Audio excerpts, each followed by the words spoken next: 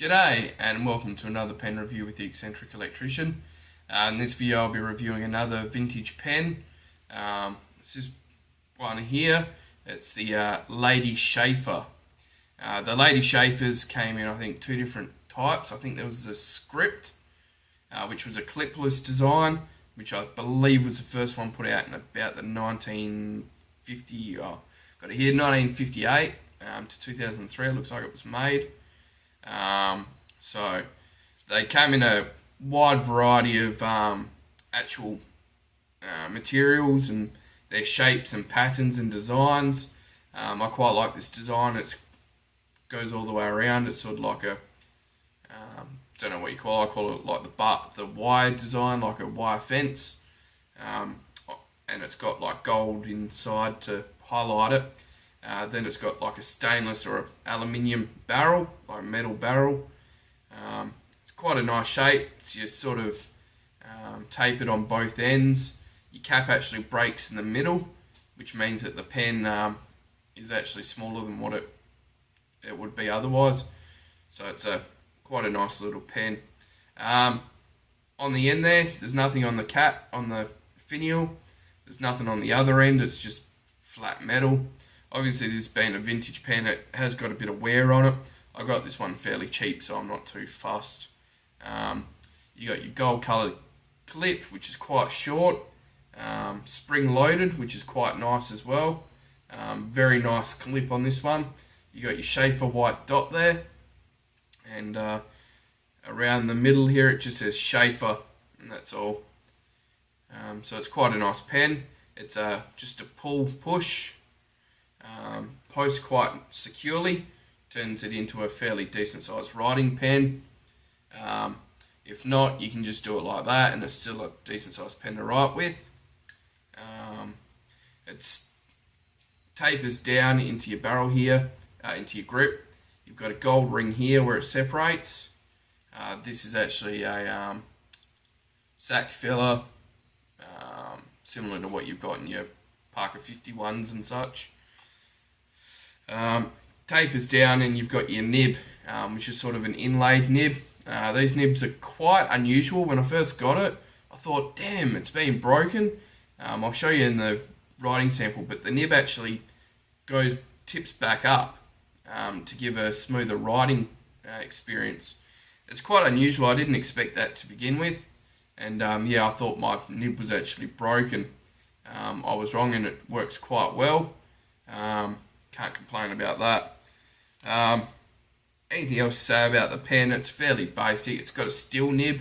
On the nib it just says Sheaffer. It comes in a medium size. You got your little filler hole just there. And nice little pen to write with. It is designed for women, you know, throw in a bag or some such. But I wanted it just because it looked nice. This red pinky colour goes quite nice with the barrel. And it's a nice little collector's item that I've thrown in with one of my other purchases, the Sheaffer pen for men. The same seller also had one of these for sale, and I thought, for the price I'll pick it up as well. So it's quite a nice little pen, and it writes very smoothly with this upturned Sheaffer nib, which is obviously a Sheaffer design. Quite a small pen though. It's got a little bit of heft to it, which isn't too bad. The total capped length is 133 millimeters. Uncapped, it's 119, which again is fairly small. Posted, it's 142 millimeters. The grip diameter down here gets down to about 8 millimeters, and the barrel gets up to about 11 millimeters. The weight with the cap is 20 grams, and without the cap, it's 12.8 grams. Nice little vintage pen, nice little design to it, and yeah, for the price it's not too bad of a pickup. So we'll do a writing sample and I'll show you the nib. Cheers. Okay, so here we've got the Lady Sheaffer. Just show off that pattern. It's quite nice. Now the nib, what I was talking about before. This is looking at the nib obviously from the top. Inlaid nib, then you turn it to the side. You can see how the nib curves up. There you go. Bit of an unusual design, but it seems to work for the pen, and seems to give it quite a smooth and nice writing. So we'll do a bit of a writing sample.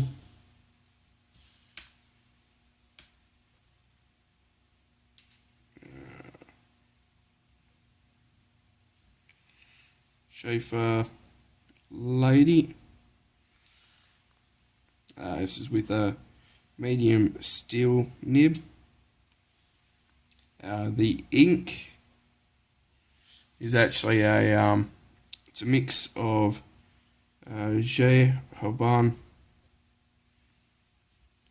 Rose Cyclamen and Hiroshio Zuku Asa Gao. Reason it's a mix is because I just emptied out 2 pens and poured it all in the same container. I didn't want to use it all, and this pen needed to be filled as well. So a bit of a quicker writing sample.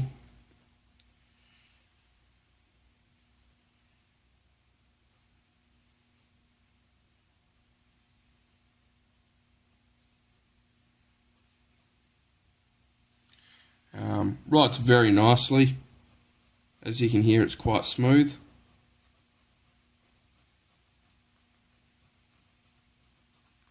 There's a little skip there, and that was my fault for taking the pen off the page. So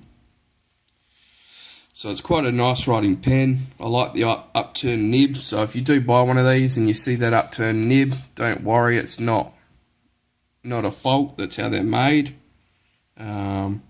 So yeah, it's quite nice. It's a lot nicer writer than I expected, especially being a steel nib rather than a gold nib. Wetness.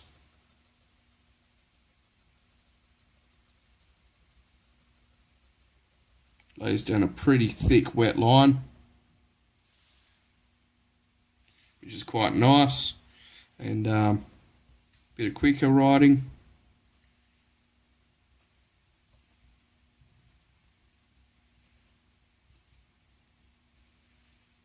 Oops, I spelled dogs wrong. Oh well.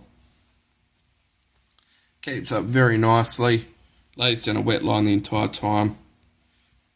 It's quite a nice thick medium, and I quite like the wetness that it lays down. Definitely worth a buy, and yeah, quite a nice nib, especially this one came restored. I'll show you the filling mechanism up closer. There it is there. You just got your lever bar and a sack. I think this one's actually removable. There you go.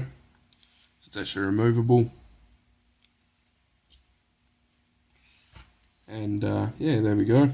Oh, just clean up that bit of ink. So I hope this has helped at all, and thanks for watching.